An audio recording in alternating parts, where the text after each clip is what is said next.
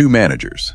Both walked into the most famous club in the world, and both walked out broken.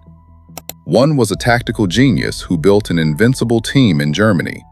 The other was a caretaker handed a grenade with the pin already pulled. Neither could handle what was happening inside that dressing room. Now, Real Madrid have turned to a man who has won 26 titles across 6 countries, who conquered England, Italy, Spain, and Europe, who has never once backed down from a dressing room confrontation in his entire career. A man who, the last time he stood in the Santiago Bernabéu dugout, broke Barcelona's stranglehold on Spanish football and delivered a record-breaking La Liga title. A man they called, and still call, the Special One. I think I'm a special one. José Mourinho is going back to Real Madrid, and the football world has no idea whether to be excited or terrified. Welcome to Football Detailing, and let's get started.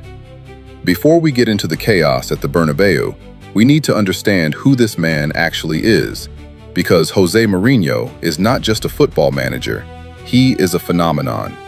A character so large and so complex that he has defined the conversation around coaching for over 2 decades.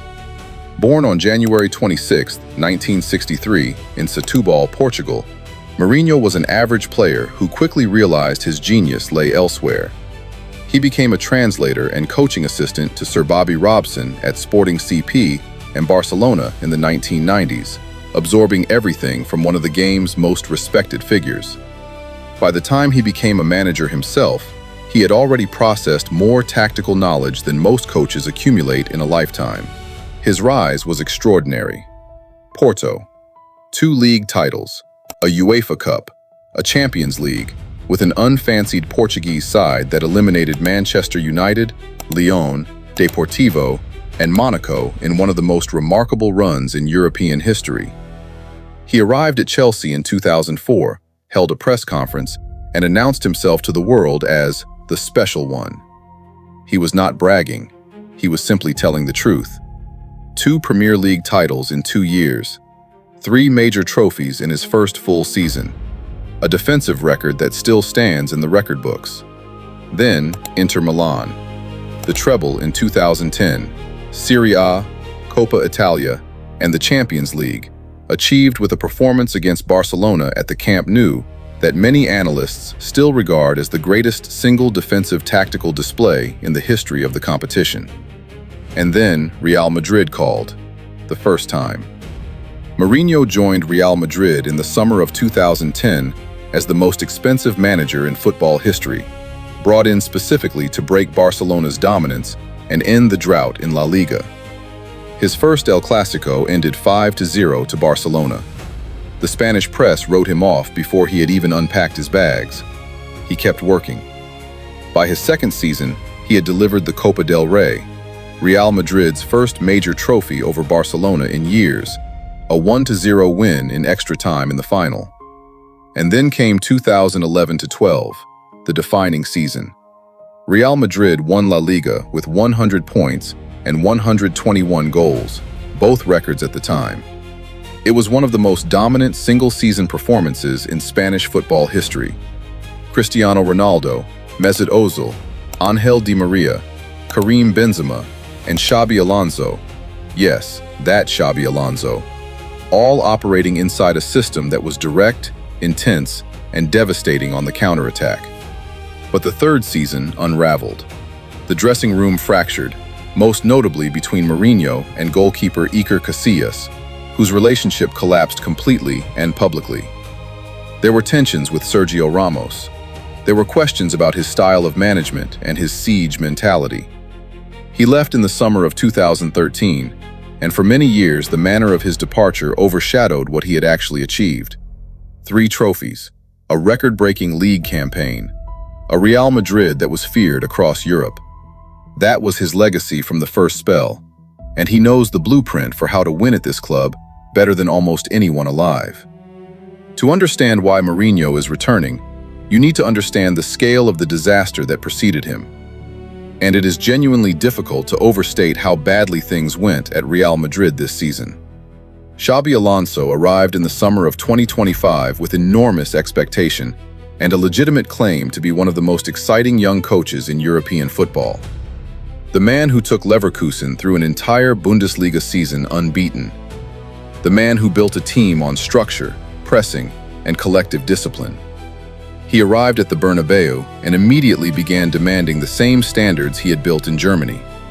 Intense training sessions, detailed tactical meetings, video analysis, accountability from every player, regardless of name or status. The players did not like it.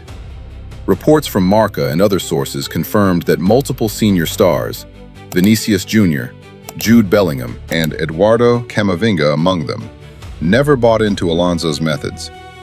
Vinícius in particular became the focal point of the tension. When Alonso substituted him during the Clásico against Barcelona in October 2025, Vinícius stormed off the pitch and down the tunnel in full view of the cameras and 80,000 fans at the Bernabéu. It was a public act of defiance that set the tone for everything that followed. According to reports, he stalled his contract negotiations specifically because of his fractured relationship with the manager. Behind closed doors, the situation was even worse. Some players reportedly pretended to fall asleep during Alonso's tactical briefings. Others whispered and chatted among themselves while he was speaking. At one point, Alonso reportedly snapped and told the group, "I didn't realize I'd walked into a nursery school here." The dressing room split into two camps, those who supported the manager and those who openly undermined him. That split spread like a virus through the squad. The physical consequences were shocking. Captain Federico Valverde was hospitalized after a dressing room altercation with Aurelien Tchouameni, a physical fight between two first-team players inside the training ground that left Valverde with a head injury and a concussion. Disciplinary proceedings were opened.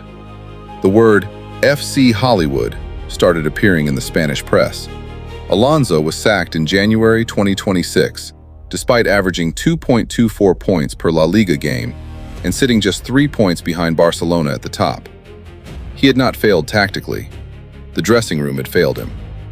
Álvaro Arbeloa stepped in as caretaker, a club legend, deeply respected, but without the authority or the experience to fix what had fundamentally broken.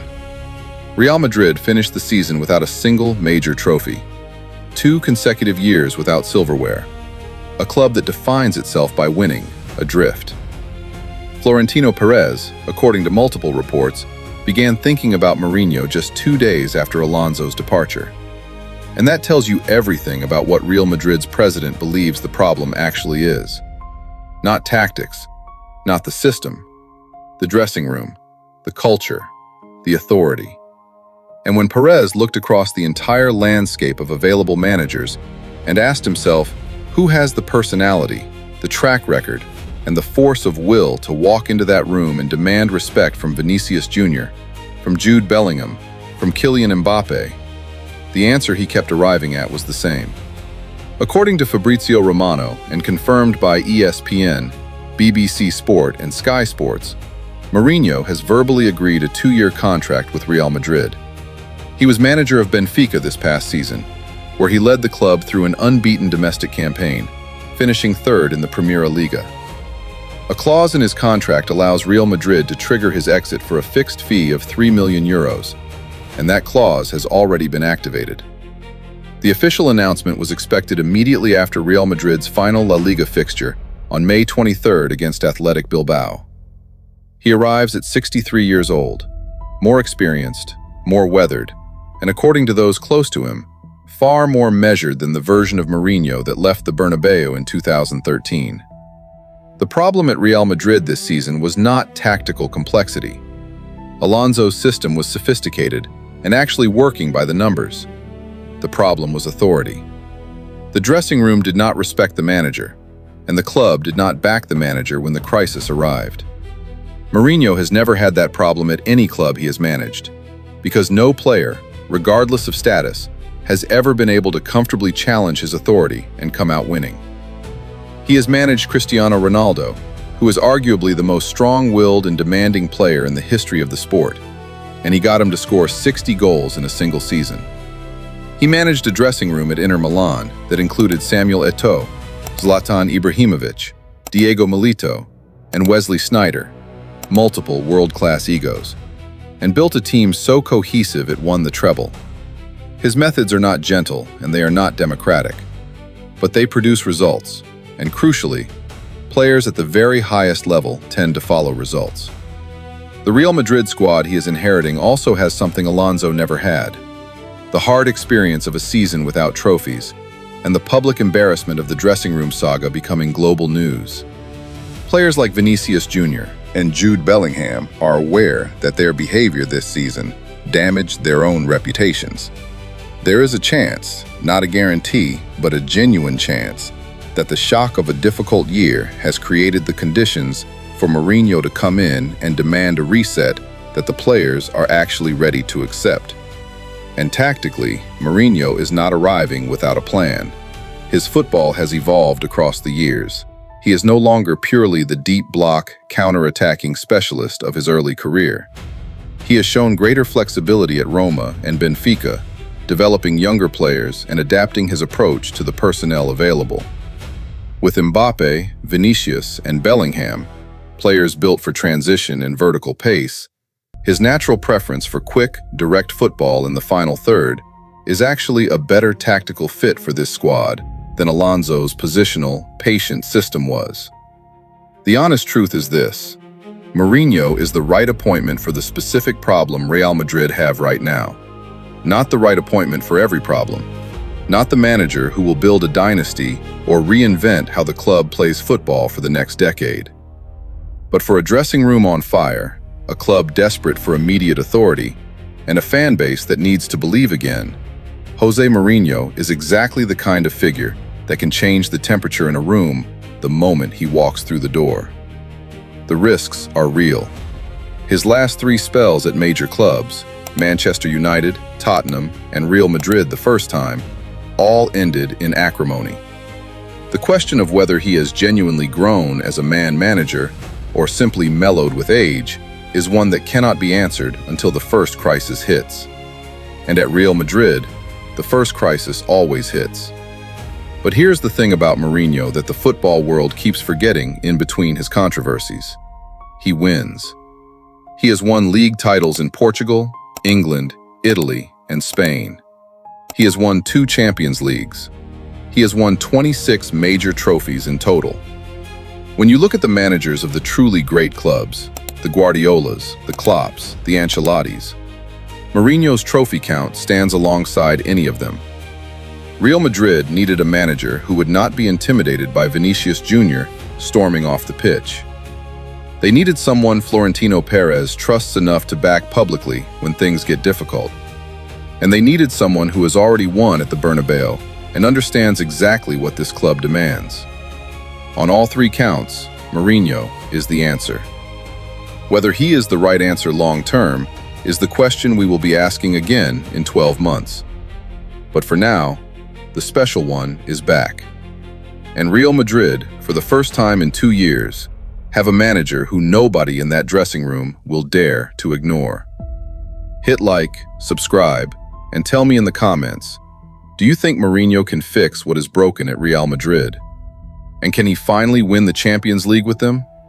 Let us talk. See you in the next one.